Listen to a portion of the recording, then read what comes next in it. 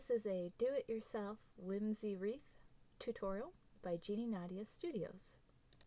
These are the required supplies.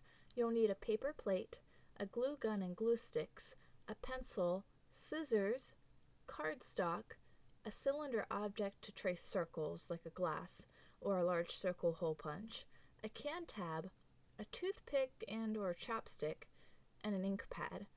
There's also optional supplies like a gel pen that has glitter ink, glitter glue, adhesive gems, even glitter spray, which I did not list, or acrylic paints and a brush, and I'll talk about why you can use the optional things later.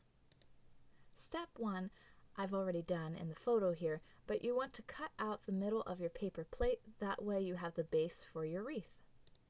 Step 2, you want to flip your plate over to the back side and then take your ink pad and use that to color around the center of the paper. So you don't need to worry about being perfect, it's just to make sure you don't have any gaps of white. So here's step 3, where I'll be demonstrating how to cut out the circles to make the flowers for your wreath. So take your glass or whatever you're using that has a circle shape, right? And you're going to place it down on your cardstock. And then you're simply just going to use your pencil to trace the circle shape. That way you know what to cut out.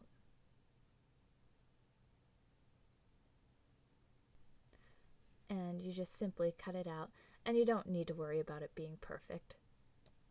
As an alternative, you can also use a circle hole punch to create your circles.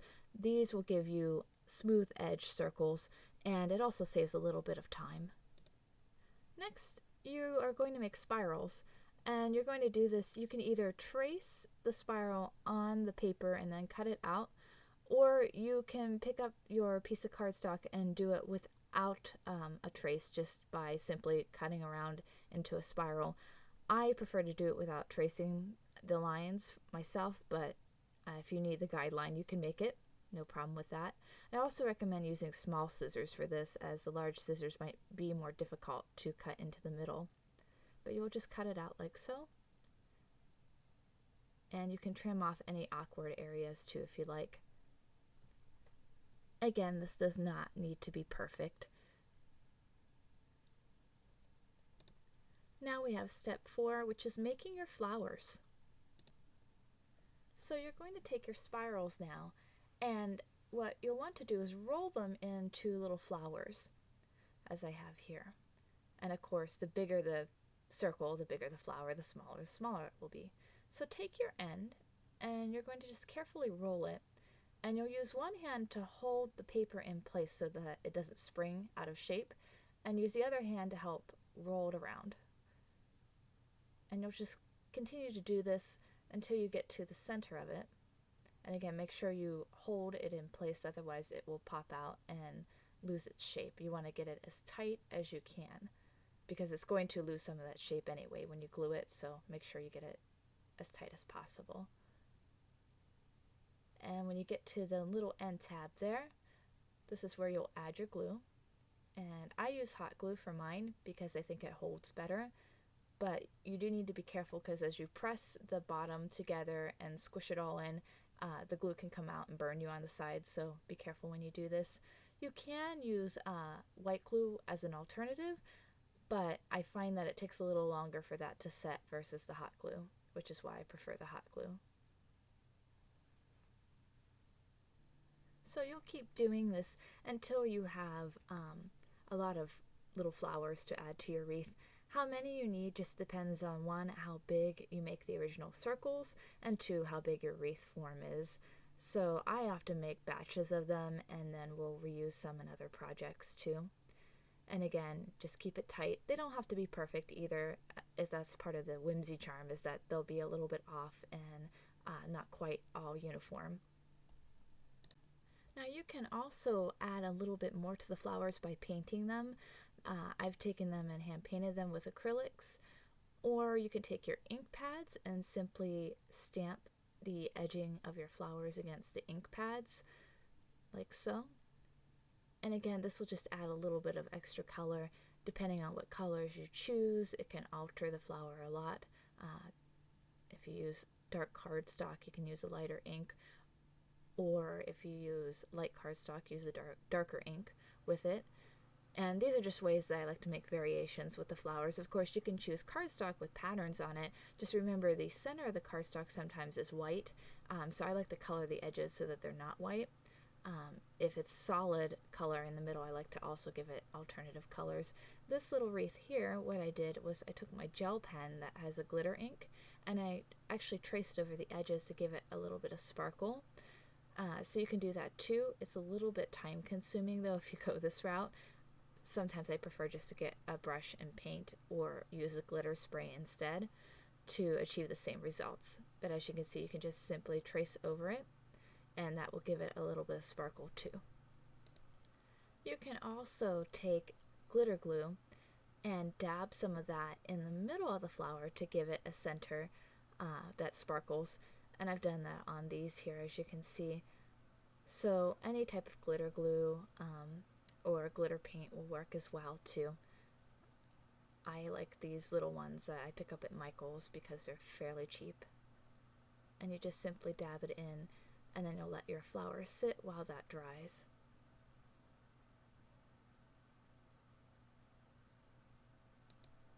You can also take your adhesive gems and add those to the centers of flowers. Usually it works better on the bigger flowers. You might need a pair of tweezers to add them, but that's another alternative to decorating them. So here's some close-ups of ones that I added glitter glue to the middle or used the gel pen to line it or some ink. Step 5 is making leaves and sprigs to add to your wreath, and this is simply done with the scraps. So when you're done cutting out your circles, you will have all these little pieces of paper, and you don't need to waste them. You can just add them like I did to this wreath. And you make that simply by cutting out pieces of paper in leaf shapes or in strips like I have here in my hand. And you're really just taking the cardstock and shaping it. So first I just take my scissors and I'll cut out a small portion and trim it down to what I need. And this is where the toothpick or the chopstick comes in handy, because then you can roll the edges to give it the shape that you want. And with cardstock it'll keep that form, which is really nice. Step 6 is putting your wreath together. And this is just simply gluing first your can tab, and you can use soda can tab or cat food can tab works too if you want a bigger hook.